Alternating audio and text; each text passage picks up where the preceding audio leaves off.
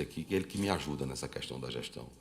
Então, a gente precisa manter esses leitos habilitados para que esses pacientes continuem sendo atendidos, não só os das doenças cardiovasculares, como do câncer. Notícia de pacientes com câncer que diagnosticam mais tardiamente. Qual o impacto disso? A gente vai ver depois, né? Questões econômicas.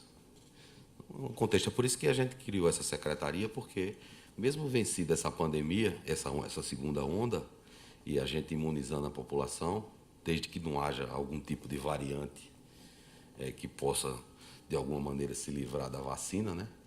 A gente vai ter esse problema sério no sistema de saúde brasileiro. Reação de cirurgias eletivas que foram suspensas. Algumas cirurgias eletivas dessas nem precisam fazer, né? Muito procedimento desnecessário no Brasil, tanto de diagnóstico como de tratamento. E a gente precisa analisar isso com um olhar muito crítico, né? Está na fila esperando há não sei quantos anos. Então, é porque não precisa desse procedimento. Solicitação excessiva de exame, as pessoas não vão buscar os resultados do exame. Tudo isso é desperdício, né? Então, é isso aí. Eu me coloco aqui à disposição de vocês, e também aqui a nossa equipe. A Franciele vai ser a secretária extraordinária de enfrentamento à pandemia. Eu escolhi a Franciele, primeiro porque ela é uma técnica do Ministério da Saúde. Nós precisamos valorizar a carreira técnica. O Estado brasileiro perde os melhores nomes para a iniciativa privada. Isso é um problema, né?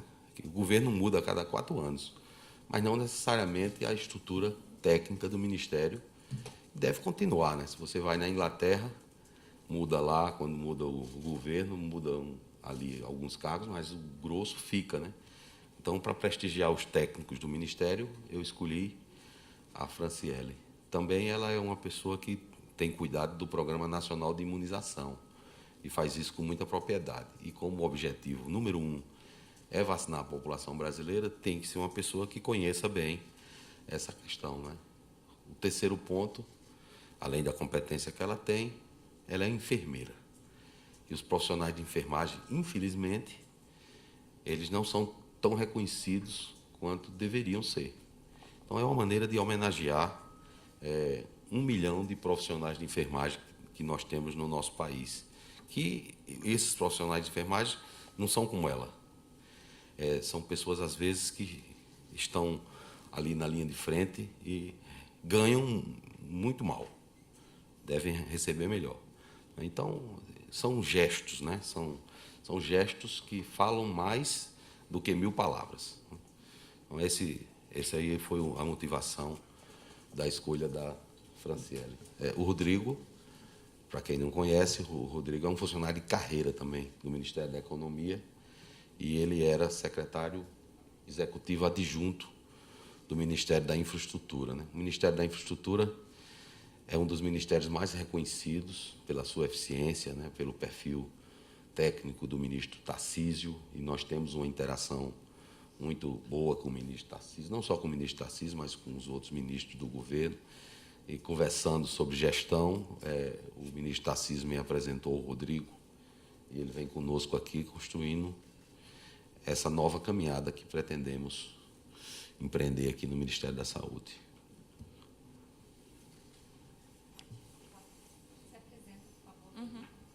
Oi, bom dia, ministro. Bom dia, secretário. Eu sou Paula Ferreira, repórter do Globo e da revista Época. Na entrevista que o senhor deu, né, para a Folha, o senhor mencionou que pretendia emitir algumas diretrizes relacionadas ao lockdown e tal nessa semana.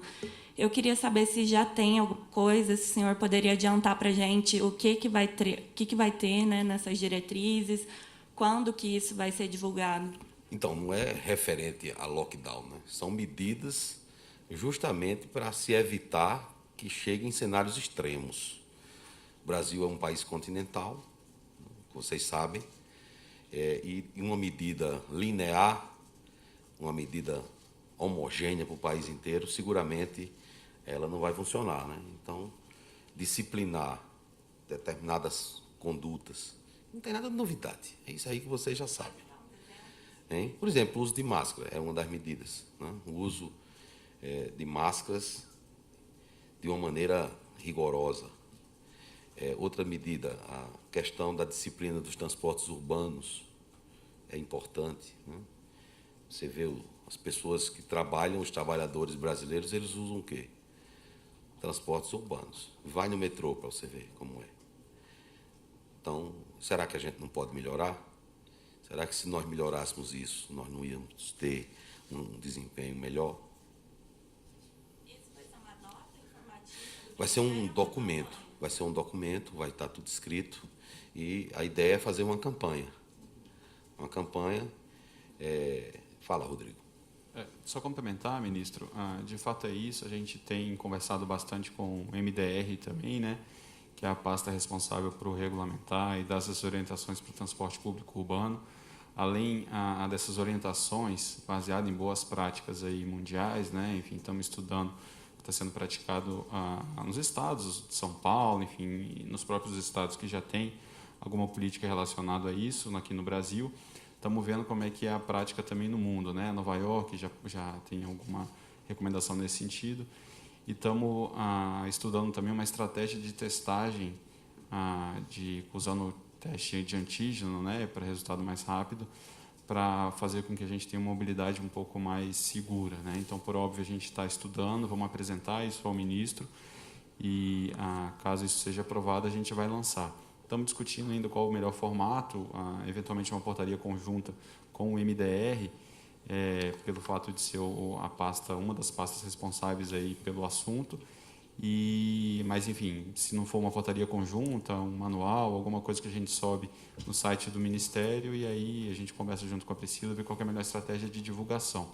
Mas lembrando que em caráter orientativo, né, porque o governo federal não tem competência para poder determinar as regras dos transportes públicos urbanos, isso fica a critério dos municípios. Mas essa testagem é para a população em geral ou para os trabalhadores do setor de transporte?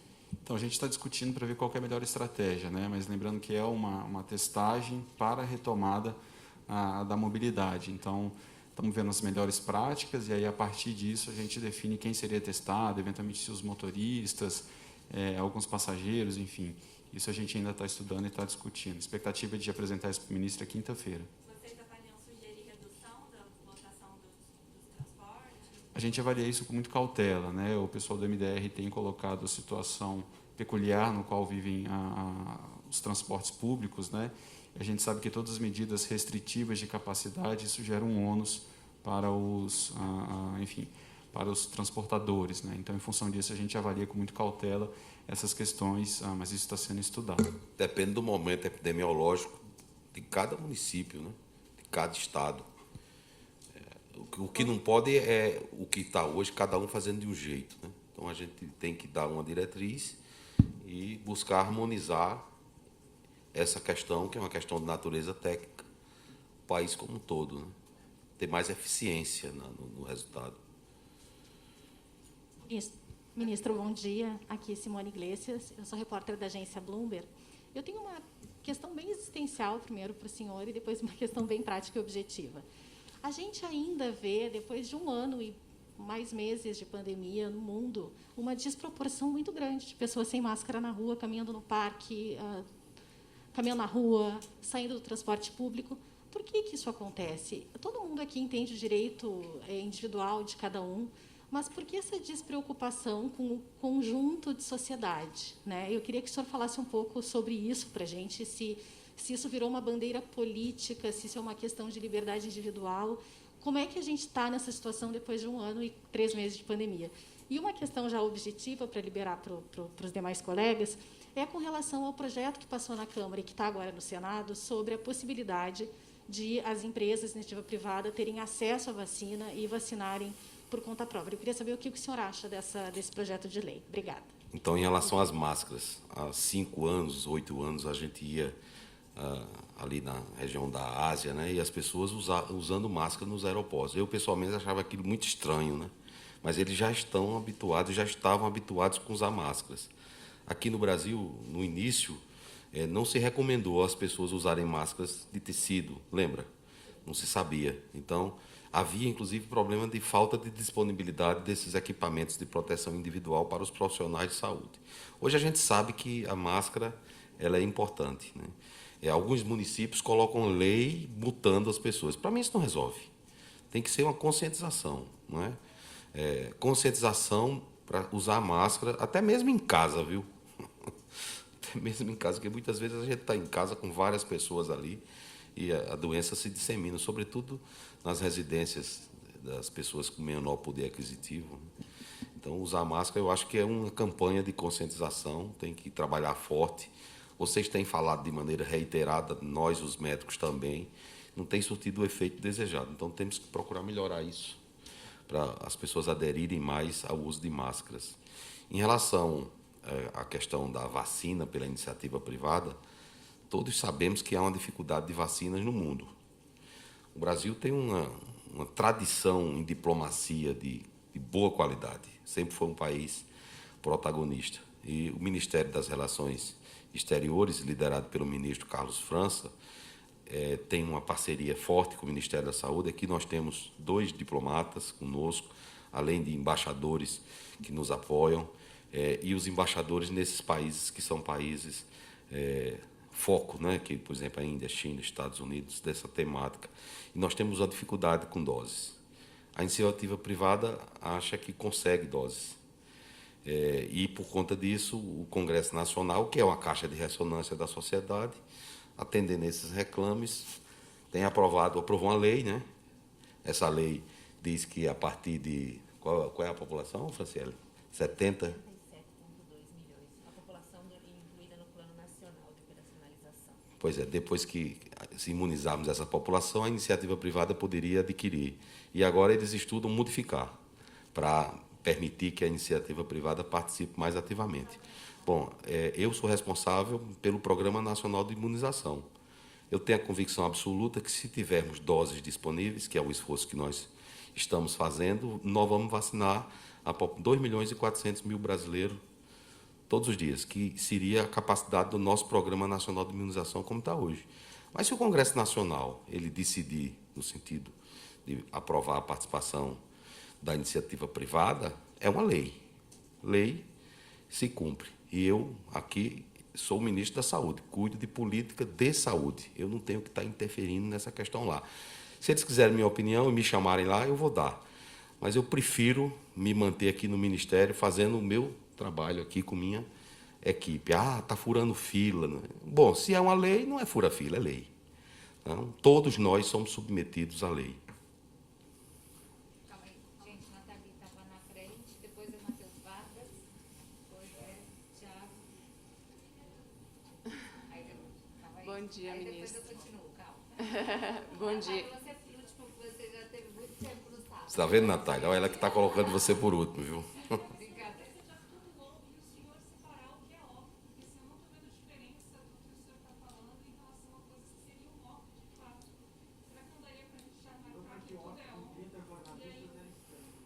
Não, o que eu estou falando aqui, eu já falei.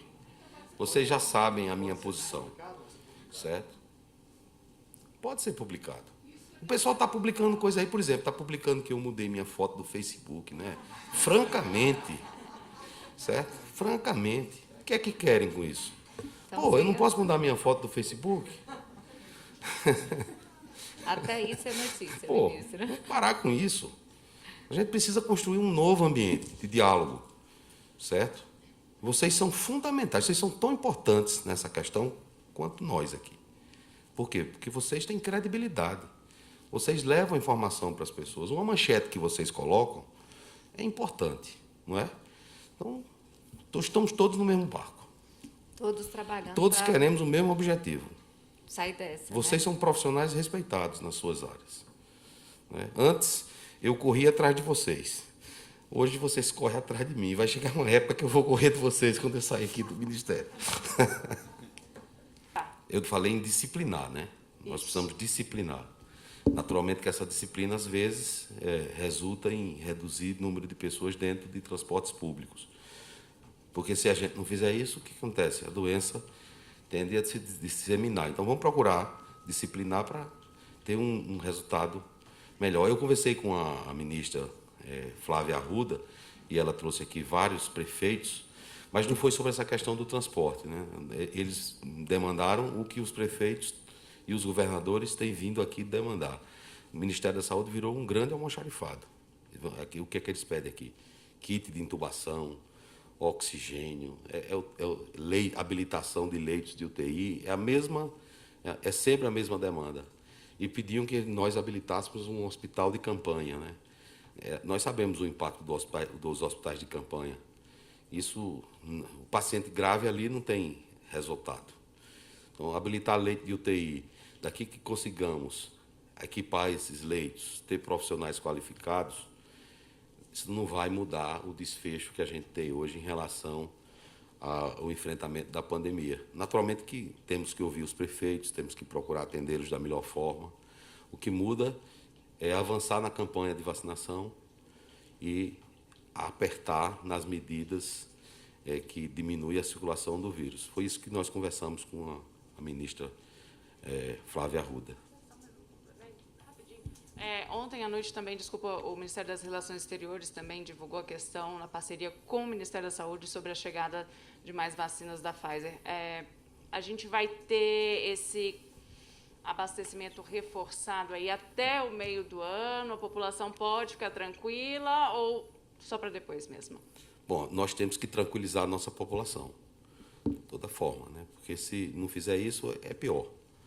Tá? Então, as vacinas da Pfizer, elas vêm dentro do contexto do COVAX Facility, né? Mas há negociações bilaterais com a Pfizer em andamento. Nós já temos 100 milhões de doses adquiridas e há possibilidade de expandir isso aí. Ainda não fechamos com a Pfizer. E são negociações muito sensíveis, até porque existe uma busca muito forte por vacinas no contexto internacional. Quando tivermos alguma coisa definida, clara, nós vamos falar para vocês divulgarem para a população brasileira, não só em relação à Pfizer, como também em relação à Janssen, a própria AstraZeneca.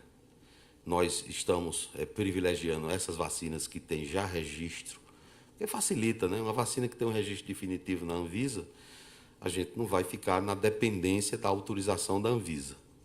E aí o acesso ao Brasil é mais fácil, né? O Rodrigo tem discutido com essas questões de vacina. Pode falar para vocês aí.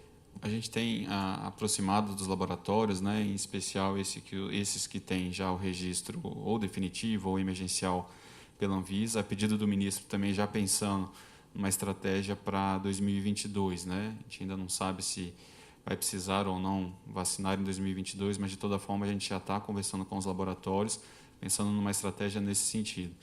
Então, como o ministro comentou, é tudo sigiloso ainda, né? A gente não pode divulgar os detalhes das negociações até a gente concretizá-las, enfim, a pedido dos laboratórios, por questão de sigilo das negociações, mas estamos conversando e é possível que a gente consiga mais doses, né? O desafio que a gente tem, de fato, é trazer mais doses no primeiro semestre, né? Porque se vocês olharem os contratos que a gente tem celebrado, segundo semestre a gente está razoavelmente bem abastecido. Então, a gente tem trabalhado firme, a pedido do ministro, para conseguir antecipar a doses para esse primeiro semestre, né? Quer seja tentando vou usar a palavra troca aqui, mas enfim, em países que já estão mais avançados na vacinação e eventualmente teriam uma entrega para esses próximos meses agora, com um laboratório que a gente já tem contrato também, estamos vendo se é possível a gente fazer uma troca da entrega, né? Eventualmente essa entrega prevista para esse grande país que está mais avançado na vacinação, viria para cá e a nossa entrega futura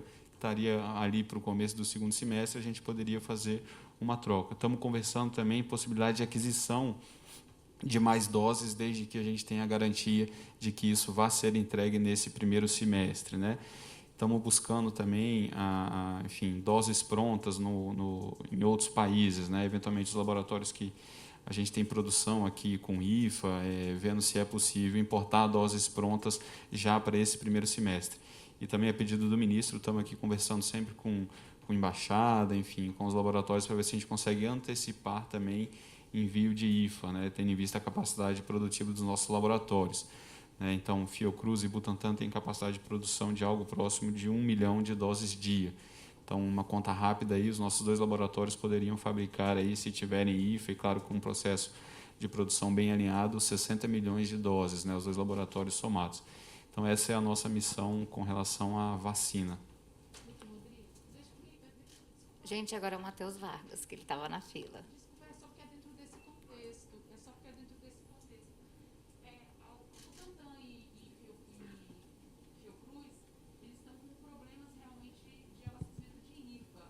Né? Por mais que vocês tentem fazer desse remanejamento, essa troca aí, em momentos de segundo semestre, primeiro semestre, com outros países, esse atraso de IFA hoje, ele pode significar em atrasos para o PNI? O PNI hoje está prevendo que isso vai ter algum impacto nesse exato momento? Bom, a expectativa que a gente tem de recebimento de doses, né, o Fiocruz já tem IFA para produção nesse mês e, salvo engano, mês que vem também. Não sei se a Franciele poderia confirmar, mas acho que eles já receberam IFA volume suficiente para produzir mês que vem também. O Butantan, vocês devem ter acompanhado, né, eles tinham IFA suficiente para a produção de 4,5 milhões de doses, teriam uma expectativa de receber mais 6 mil litros de IFA para a produção nesse mês, e esses 6 mil litros que seriam recebidos a semana passada ou essa semana acabaram quebrando em duas remessas de 3 mil litros. Né? E cada 3 mil litros é suficiente para produzir aproximadamente 5 milhões de doses. Né?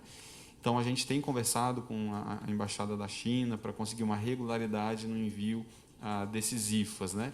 E a Fiocruz, a notícia que a gente tem é que eles já receberam IFA suficiente para a produção de maio. De toda forma, o que a gente tem conversado dado a capacidade produtiva dos laboratórios, se a gente conseguir antecipar o recebimento de alguns IFAs, a gente consegue acelerar a nossa produção de vacina. Né? Importante mencionar também que a gente tem capacidade de vacinação. Então, se a gente tiver vacina, a gente consegue vacinar.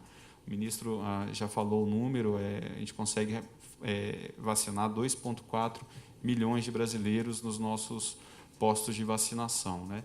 Então, esse é o nosso trabalho. Né? O nosso desafio hoje, com os laboratórios que produzem aqui no Brasil, é antecipar o recebimento desses IFAs. Né? Não sei se a Franciele quer complementar. A distribuição tem sido regular. Toda semana a gente tem enviado pautas de distribuição para os estados, para que abasteçam seus municípios, evoluindo no Plano Nacional de Operacionalização.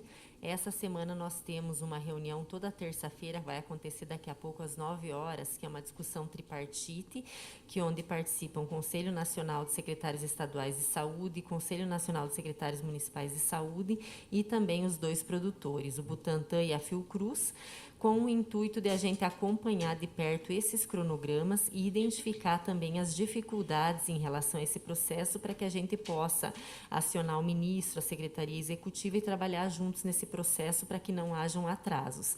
Então, embora o Butantan tenha tido esse atraso no IFA, dos 3 mil para produzir 5 milhões, eles nos repassaram que não vão ter problemas nas entregas regulares. Então, a princípio, as entregas estão mantidas. Nós temos um quantitativo para receber em torno de 30 milhões esse mês de abril. Essa semana, agora, a gente, nesse momento, na reunião agora, a gente confirma os quantitativos com eles, mas provavelmente nós vamos ter em torno de 5 milhões de doses a serem recebidas essa semana. Mas são previsões que são... Não, de Butantan e Fiocruz. São previsões que são alinhadas toda terça-feira, nessa reunião tripartite com os produtores, para nós termos segurança. Então, o nosso trabalho, enquanto Programa Nacional de Imunizações, ele inicia no momento em que essa vacina ela se encontra no nosso departamento de logística. Então, nós estamos tendo esse cuidado para ter segurança em relação aos quantitativos que nós estamos recebendo, não criar uma expectativa nos coordenadores estaduais, na população e depois reduzir esses quantitativos. Então, tem sido um trabalho muito intenso do PNI, no nível tripartite, para identificar esses quantitativos semanalmente, liberar informe técnico, enviar as orientações para os estados dos grupos que serão trabalhados naquela semana, durante aquela semana, para que a gente tenha uma efetividade em relação ao Plano Nacional de Vacinação. Vários estados já fizeram medidas restritivas e o resultado não foi o esperado. Não é? Mas elas também foram muito frágeis, né? Aqui mesmo, a dificuldade é que a dificuldade das pessoas aderirem a essas medidas. Não é uma coisa assim simples. Mas não se o Ministério da Saúde encampar isso, o presidente da República defender isso publicamente em vez de boicotar, como ele faz? Não é mais fácil? Só complementar, ministro, se me permite, acho que é importante destacar que algumas atividades essenciais elas não podem parar, né? Então, independente da decisão do Estado ou do município, que acaba que é uma decisão deles, essas medidas restritivas, algumas atividades essenciais não param, né? Então, supermercado, enfim, essa questão de alimentação, isso não para. Muita parte desses recursos humanos que são utilizados para trabalhar nessas atividades essenciais acabam fazendo uso do transporte público, né? Então, ainda que a gente tenha essas medidas mais restritivas com relação à circulação das pessoas, é extremamente importante, essa foi a missão que o ministro nos passou, que a gente tenha protocolos e procedimentos para transporte público, né? Então, a gente não talvez entrar nessa seara em função da autonomia de estados e municípios para a definição dessas medidas restritivas de liberdade, mas é importante a gente orientar, né, enquanto governo federal, orientar estados ou municípios a partir de boas práticas, os estudos que estão sendo conduzidos, em como o transporte público poderia ter um procedimento, enfim, em caráter orientativo a estados e municípios, para que a gente tenha medidas sanitárias que a gente consiga evitar a transmissão do vírus, né? O ministro gosta de falar muito que a gente tem basicamente duas grandes missões.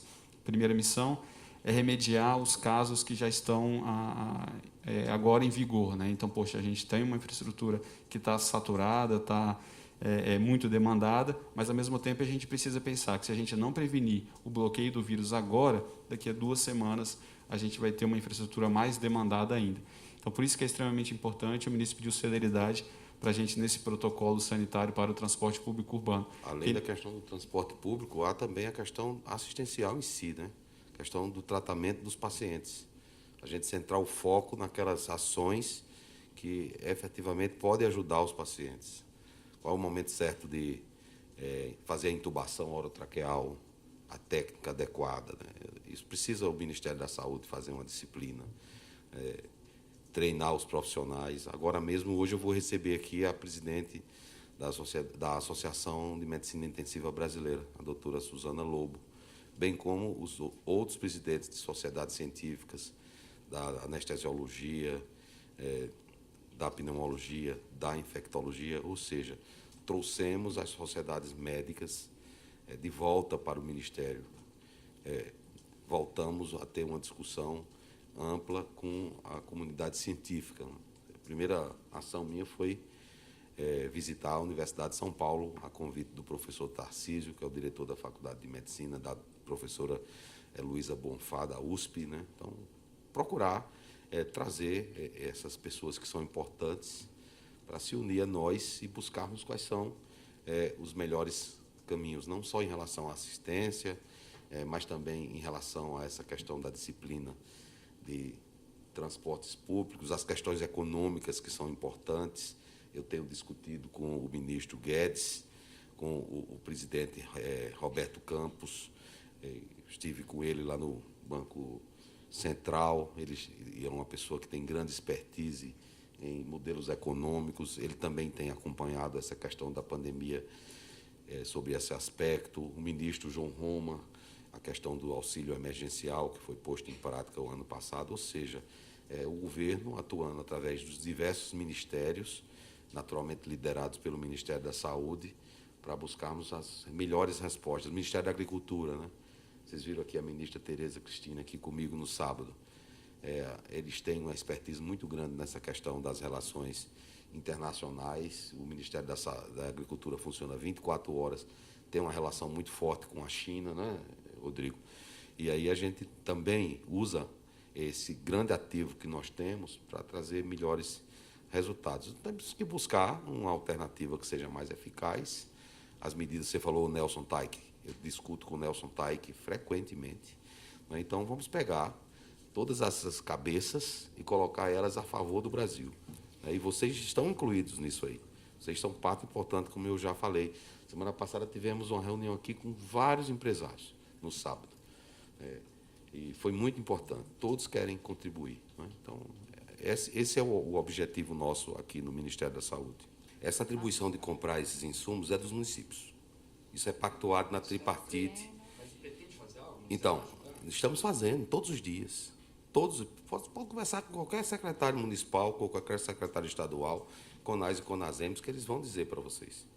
Há uma série de variantes nisso aí, mercados oligopolizados, questões regulatórias que já foram vencidas, estamos buscando esses materiais, esses insumos no exterior, né? Em breve vai chegar aqui para a gente ter um estoque regulatório. A medida provisória, ela precisa passar pelos aspectos próprios, né? Precisa ir para o Ministério da Economia e depois para o setor próprio da Presidência da República, mas vai acontecer, depois da medida provisória, um decreto disciplinando a Secretaria, mas nós já estamos trabalhando como se a Secretaria tivesse efetivamente constituída. Ministro, Bruna do Correio Brasiliense, tudo bem? Tudo bem, Deixa Bruna. eu te perguntar, segunda dose, os estados, municípios, muitos deles estão guardando. Vai ter uma nova orientação, até por conta da questão do IFA, que está sendo atrasado? E outra questão também que eu queria saber, inclusive em relação à nossa categoria, que é um serviço essencial. O Ministério pretende, depois que acabar esses 70 milhões, colocar outros serviços essenciais, como, por exemplo, nós, construção civil, tantos pedreiros ainda trabalhando, pessoal da limpeza urbana, colocar essas outras pessoas como próximas prioridades para que a gente também tenha, por exemplo, essa vantagem em relação a outras categorias que podem ficar em casa? Em relação à segunda dose, acho que a Franciele pode falar.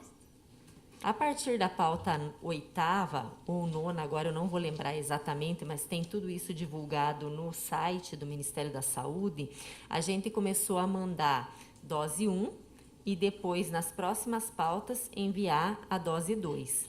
Então, com essa 13ª pauta, a gente consegue cumprir os esquemas com a dose 2 do Butantan e hoje, na reunião daqui a pouco, decide-se se com essa pauta, com a garantia dos produtores para as próximas semanas, se a gente vai mandar essa dose separada para contemplar tudo como dose 1 ou se a gente vai enviar ela casada novamente. Então, essa discussão vai ser feita daqui a pouco.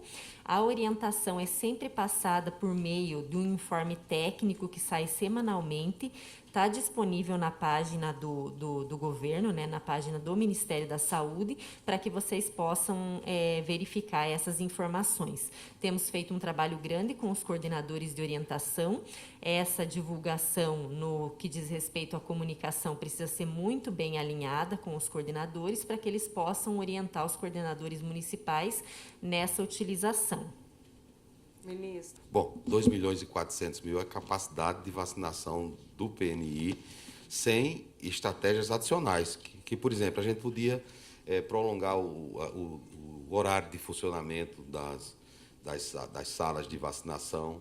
Por que nós não fizemos isso? Porque nós não temos vacina suficiente. Na hora que tivermos vacina suficiente para atingir essa meta, nós já somos o 5º país que mais vacina e o 9º país que mais vacina por 100 mil habitantes. Já é algo positivo. Queremos avançar mais. Para conseguir isso, temos que ter mais vacinas. Agora, eu queria aproveitar a oportunidade aqui com vocês, porque há um número de, acho que 600 mil pessoas, as pessoas que tomaram a primeira dose, que falta tomar a segunda dose. Microfone.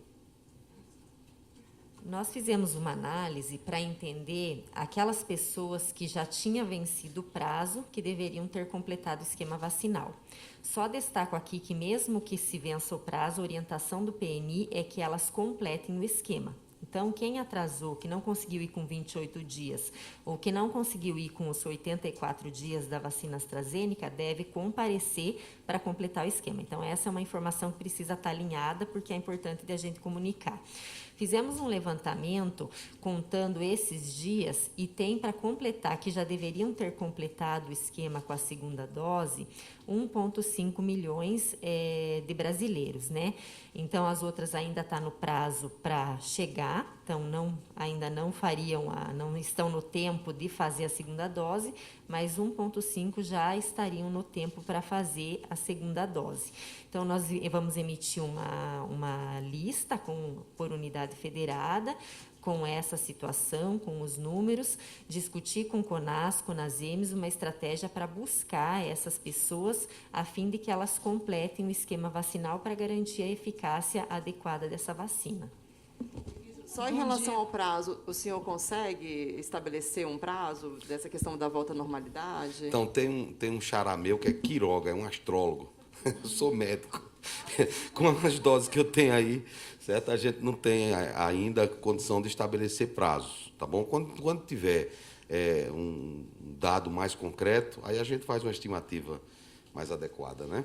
Bom dia, ministro. A conversa foi uma reunião bilateral entre dois líderes de dois grandes países, que é a Rússia e o Brasil, que inclusive integram um bloco econômico, que é o BRICS, e uma reunião de altíssimo nível onde se discutiu a pauta entre esses dois países, entre esses assuntos, a questão da vacina Sputnik. A vacina Sputnik é uma vacina cujo mecanismo de ação é do vetor viral, é uma vacina semelhante à da AstraZeneca e que, segundo consta, há um número de doses disponíveis, inclusive aqui para o Brasil. Naturalmente que essa vacina precisa ser validada pela Agência Nacional de Vigilância Sanitária, que segue critérios técnicos. Uma vez validada a vacina pela Anvisa, essa vacina estaria apta para ser incluída dentro do processo regulatório. Após a reunião, o presidente Jair Bolsonaro ele gravou um pequeno vídeo falando acerca da reunião com ênfase na vacina.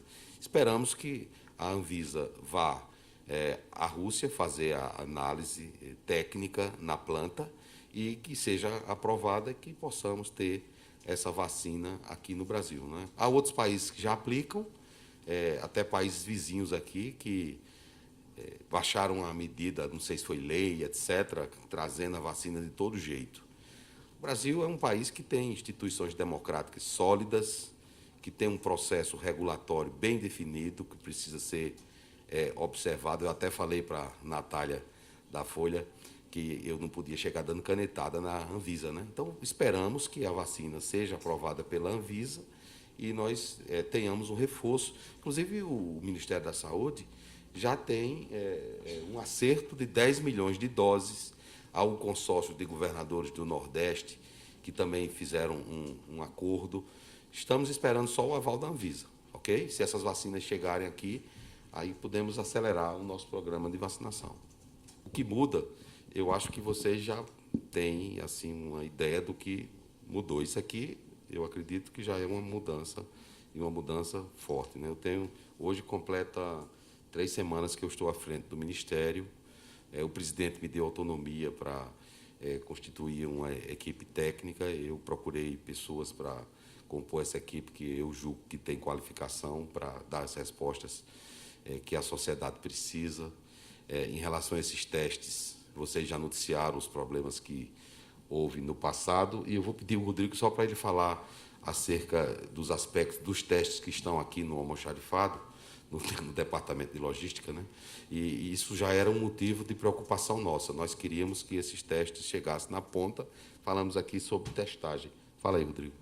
Perfeito, ministro. Só para esclarecer que a reunião com o TCU ela já estava marcada, né? Na verdade, é uma reunião de aproximação do novo ministro com o ministro Zimmermann, que, enfim, é o relator aí da pauta Covid. E acho que foi só vou usar a palavra coincidência aqui, mas, enfim, ter saído essa determinação por parte do tribunal de entregar os testes, né? Mas eu já tinha feito alguma aproximação com a área técnica do Tribunal de Contas para poder entender em que pé que a gente está, quais são as determinações, as recomendações e as sugestões por parte do Tribunal de Contas de aprimoramento de processos aqui pelo Ministério. Então, só para esclarecer, acho que essa questão é importante, né? Então, é mais uma visita de apresentação. Com relação aos testes, eu vou apurar direitinho, depois te passo a informação mais detalhada deles. Mas a informação que a gente tem é que a gente tem alguns testes que venceriam em maio, um estoque aí de algo próximo de 1,8 milhão de testes, né? 31 de maio, e que a gente e a gente tem uma capacidade de testar maior do que isso, né? Se não me engano, no mês passado a gente testou mais de 2 milhões de brasileiros, e a gente, então, destinaria esses testes para estados e municípios. Mas eu vou pedir uma colherzinha de chá para vocês, eu vou apurar direitinho a informação e mando para vocês com calma, né? Mas a gente está endereçando, sim. Teve essa recomendação ou determinação do TCU para que a gente distribuísse logo esses testes, mas a gente está caminhando outras frentes. Eu sei que a gente tinha startado, inclusive, uma conversa com o laboratório, que estaria, inclusive, disposto a fazer algumas doações para que a gente não perdesse esses testes. Mas eu vou apurar direitinho e te passo depois a informação. Em relação aos prefeitos, né, eu já recebi vários prefeitos aqui, ontem, inclusive, vários governadores. Nenhum desses vieram aqui reclamar coordenação nacional. Eu acho que é fundamental. Eles sempre vêm pedir insumos aqui, que, aliás, é obrigação deles adquirir, e não estão conseguindo, e nós estamos atendendo esses prefeitos e esses governadores, que eu acho que, dentro de uma situação de pandemia, o Ministério tem que trazer essa responsabilidade para cá mesmo, né? Eu fiz até uma reunião aqui com uma determinada bancada, que um líder da bancada disse que vinha fazer uma denúncia. Eu digo, olha, se você quer fazer uma denúncia, é lá no Ministério Público. Se você quiser fazer uma reclamação, é aqui, que reclamam que as vacinas são distribuídas de maneira diferenciada entre estados, etc. Não há isso. Há um critério técnico. Quem coordena o PNI, e esses critérios, eles dependem de uma decisão na tripartite. Não é decisão do ministro. Não sou eu. Se eu pudesse incluir vocês, jornalistas, como prioritário, eu incluiria. Não sou eu. Quem inclui é o PNI, coordenado por ela. Sabe como é que a gente vai resolver essa questão? É com mais vacinas. Então, vamos trabalhar junto para ter mais vacinas, aí resolvemos o problema. Desculpa, ministro. Mesmo dizendo que os prefeitos não vêm reclamar, eles reclamam pelas costas. Eles reclamam para vocês, para mim então, eles não reclamam. Mas o que... Certo? Nós vamos fazer, Délis, é o que eu te falei. A coordenação nacional. Então, o Brasil ele tem 3 níveis de gestão: gestão federal, gestão estadual e gestão municipal. A gestão federal ela não pode interferir na gestão municipal. O que nós vamos fazer são recomendações, que o ideal seriam que as unidades da federação seguissem, né? E é claro que há questões muito particulares que o gestor municipal ele compreende muito melhor aquela questão do que nós. E se precisar de assessoramento técnico, o Ministério está pronto para oferecer esse assessoramento. Eu acho que essa é a função do Ministério. Quando acabar essa pandemia, nós temos que tirar as conclusões devidas. Para mim, a primeira conclusão é necessário fortalecer o sistema de saúde do Brasil, fortalecer mesmo. Né? A gente precisa formar profissionais qualificados. Lá no passado discutiu um programa Mais Médicos, que trazia médicos do exterior para a atenção primária. Isso precisa ser rediscutido, aberturas de escolas médicas, formando profissionais que não estão aptos para enfrentar uma situação como essa. Agora mesmo eu vou discutir, como eu falei, que a doutora Suzana Lobo vem aqui, nós pretendemos, eu vou aqui falar em primeira mão para vocês, ofertar pelo menos 300 vagas para a formação de médicos intensivistas no Brasil.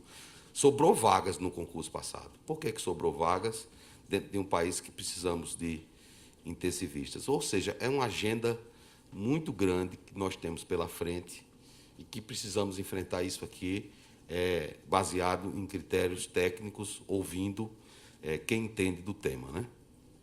Natália.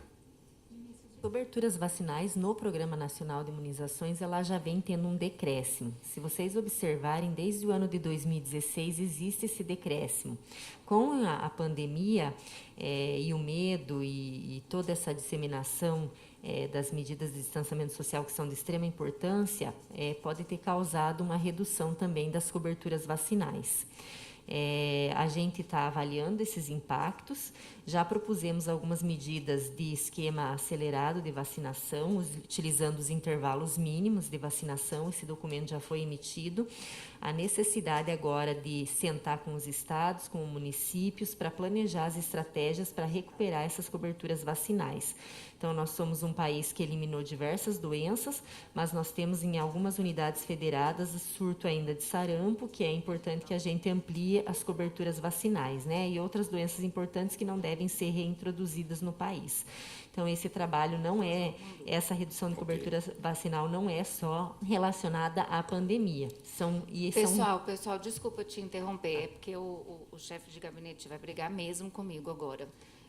Ministro, pode ir, a gente termina aqui de atender. Então, ela que sabe esse negócio. Isso aí, a Fran continua. Eu sou o cardiologista. Perdão, mas... Eu tenho aqui na reunião também. Não... Mas o senhor sair, o senhor acha que houve uma